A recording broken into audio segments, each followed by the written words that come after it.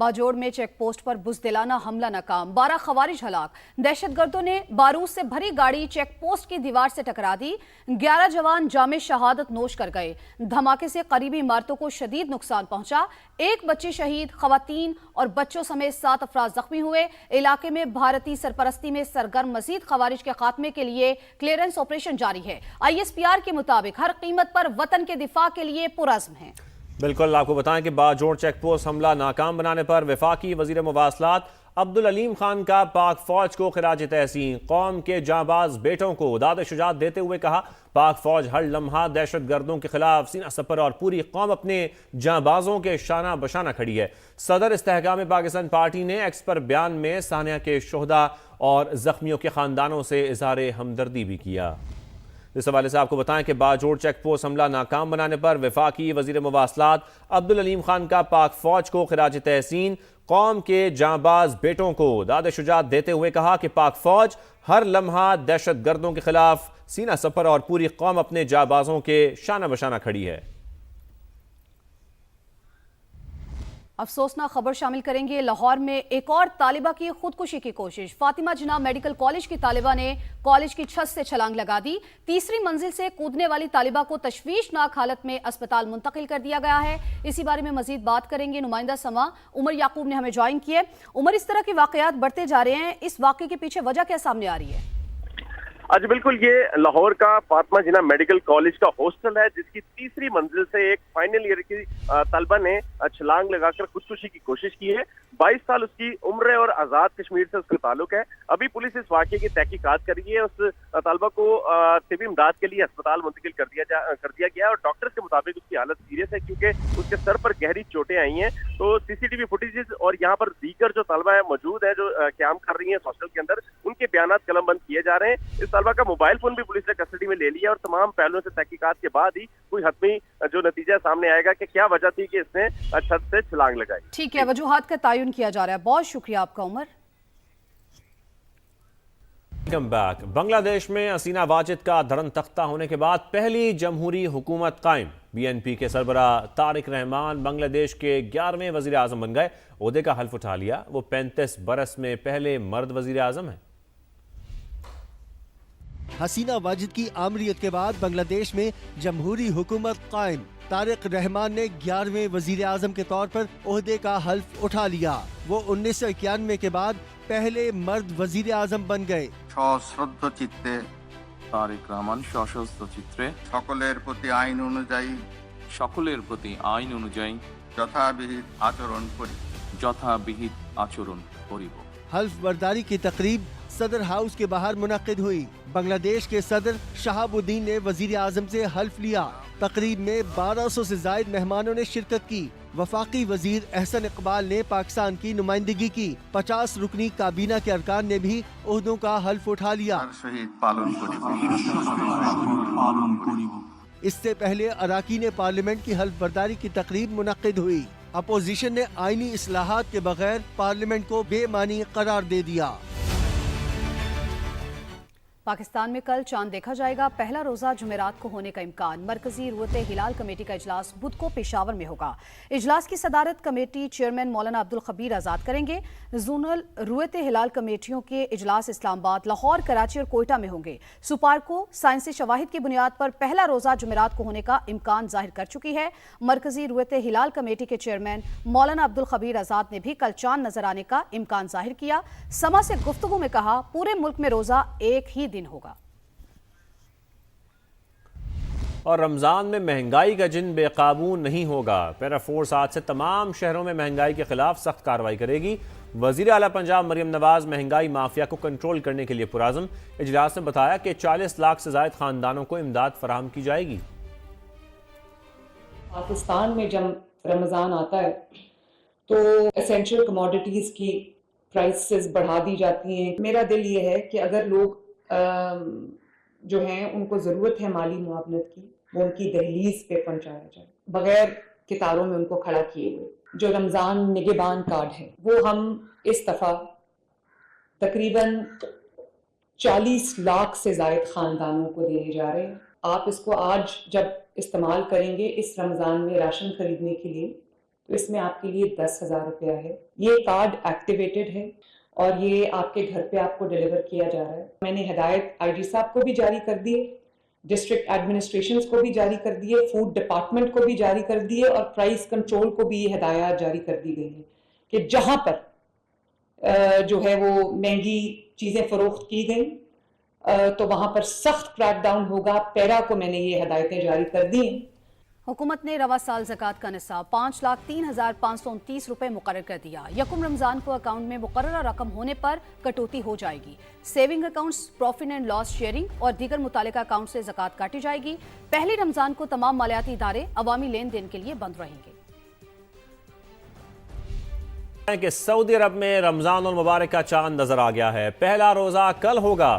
سعودی supreme court نے اعلان کر دیا پہلی تراویح کچھ دیر بعد ہوگی. یو اے ای اور قطر میں بھی چاند نظر آ گیا ہے. پہلا روزہ کل بروز بدھ ہوگا. ترکی، عمان، برونائی میں رمضان المبارک کا چاند نظر نہیں آیا. پہلا روزہ 19 فروری کو ہوگا. Malaysia, Indonesia, Australia, France, Japan, Singapore, Azerbaijan, Kazakhstan, Kyrgyzstan اور ازبکستان میں بھی پہلا روزہ 19 فروری کو ہوگا.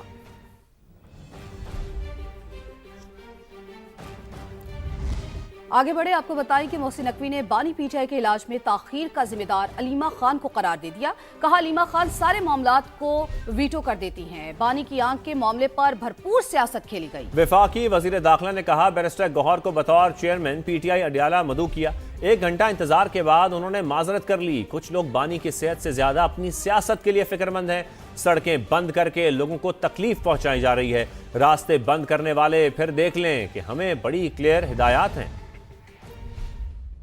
ان کو انفارم کیا کہ جی کیونکہ آپ چیئرمین ہیں تو جو بھی چیک اپ ہوگا آپ خود وٹنس کر لیں اور آپ اڈیالہ جیل پہنچ جائیں. 1 گھنٹہ وہ انتظار ہم کرتے رہے لیکن گور صاحب کا جواب آیا کہ وہ نہیں آ سکیں گے. ہم نے پھر رابطہ کیا ان کے ساتھ تو اپوزیشن لیڈر سینٹ اور گور صاحب جو ہیں وہ پیمز آ گئے. پولیٹیکل رہنماؤں نے کہا جی ہم مطمئن ہیں. علیمہ خان صاحبہ نے اپنی پارٹی کے لوگوں کو کہا کہ اگر یہ ہم مان گئے سارا کچھ تو ایشو ڈائی ڈاؤن ہو جائے. انہی کی وجہ سے 3 دن میڈیکل چیک اپ نہیں ہو سکا. پولیٹیکل لیڈرز ہیں وہ سارے تقریباً آن بورڈ ہوتے تھے لیکن علیمہ خان صاحبہ جو ہے وہ اس کو ویٹو کرتے تھے. ایک طرف یہ کہتے ہیں کہ ہماری بہت ہمدردی ہے، ہمارا بڑا تعلق ہے اور سارا کچھ ہے، اور دوسری طرف بھرپور قسم کی پالیٹکس اس میں کھیلی جا گئی ہے. کم سے کم کچھ لوگوں کا تو مجھے بڑا کلیئر ہو گیا کہ وہ ان کی صحت کے بارے میں سے زیادہ اپنی پالیٹکس کے بارے میں فکر مند ہے. یہ سارا روڈ بلاکس، بریجز کو بلاک کرنا، لوگوں کو تنگ کرنا، وہ کیوں؟ اگر آپ کو پروٹیسٹ کرنے کا شوق ہے، دھاوا بولنے کا شوق ہے، پھر آپ خود دیکھ لیجئے گا کیا ہوتا ہے. حکومت کے بلانے پر اڈیالہ اس لیے نہیں گئے کیونکہ ہمارے مطالبات پورے نہیں ہوئے تھے. جیل میں چیک اپ پر کبھی اتفاق نہیں کیا. بیرسٹر گوہر کی گفتگو. کہا جب مطالبات پورے نہیں ہوئے تو جیل جانے کی کوئی وجہ نہیں تھی. میرے آنے کا تعلق ہے، دیکھو ہمارا مطالبہ تھا اور ہمارا مطالبہ بڑا سمپل تھا کہ فیملی کی پریزنس ہو. نمبر 1 خاندان میں سے ایک بندہ وہاں موجود ہو. نمبر 2 وہاں پر خان صاحب کے ذاتی معالج موجود ہو.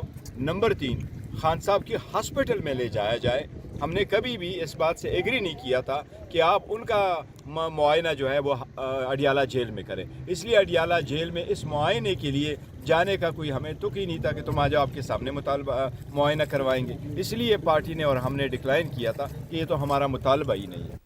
بانی پی ٹی آئی کی رہائی کے لیے محسن نقوی نے فیلڈ مارشل کے سامنے بات کی. علی امین گنڈاپور کے پروگرام ندیم ملک لائیو میں انٹرویو کی گونج برقرار.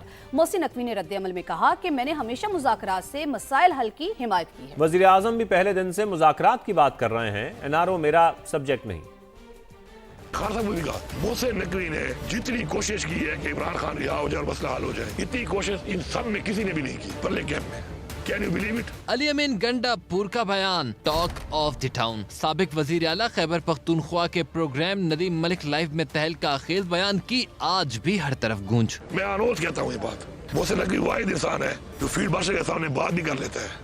محسن نقوی خان کے لیے اس کے ساتھ بھی بولا ہے، ورنہ خان کے لیے میں نے کسی اور کو اپنے سامنے بولتے نہیں دیکھا. سابق وزیر اعلیٰ کے پی کی گفتگو پر رد عمل دیتے ہوئے وزیر داخلہ محسن نقوی نے کہا میں نے ہمیشہ مذاکرات سے مسائل کے حل کی حمایت کی. جہاں تک رہی بات گنڈاپور صاحب کی، میرا خیال ہے کہ ایک چیز کوئی نئی نہیں ہے. میں پہلے دن سے بلیو کرتا ہوں کہ کوئی بھی مسئلہ ہو اس کا حل ہمیشہ بات چیت میں ہوتا ہے, اور یہ میرا کوئی ذاتی رائے نہیں ہے. میرا خیال ہے پرائم منسٹر صاحب نے بھی یہی باتیں کی ہیں. این آر او والی بات چیت کے اوپر میں نہیں ہوں, وہ میرا سبجیکٹ نہیں. پی ٹی آئی رہنما بیرسٹر علی ظفر کے مطابق علی امین گنڈاپور کی کچھ باتیں حقیقت پر مبنی ہیں. عاطف خان کا کہنا ہے کہ بانی سے ملاقات کرنے والے ان کو اپنی مرضی کا رخ بتاتے ہیں. اس میں کچھ حقائق بھی ہیں, کچھ حقیقت بھی ہے کہ بہت سارے فیصلے جو ہیں وہ تاخیر سے ہوتے ہیں, بہت ساری ایشوز ہیں.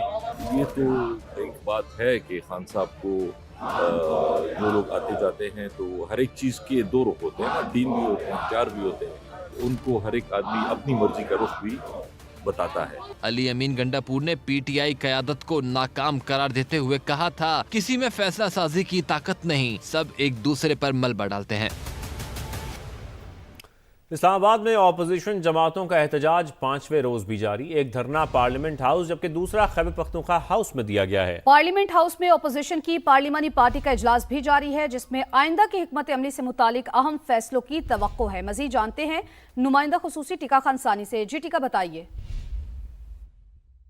جی بالکل, ریڈ زون میں اس وقت اپوزیشن کے 2 دھرنے جاری ہیں. ایک تو خیبر پختونخوا ہاؤس میں اور دوسرا جو ہے وہ پارلیمنٹ ہاؤس کے اندر ارکان پارلیمنٹ جو ہیں اپوزیشن کے وہ دھرنا دیے ہوئے ہیں.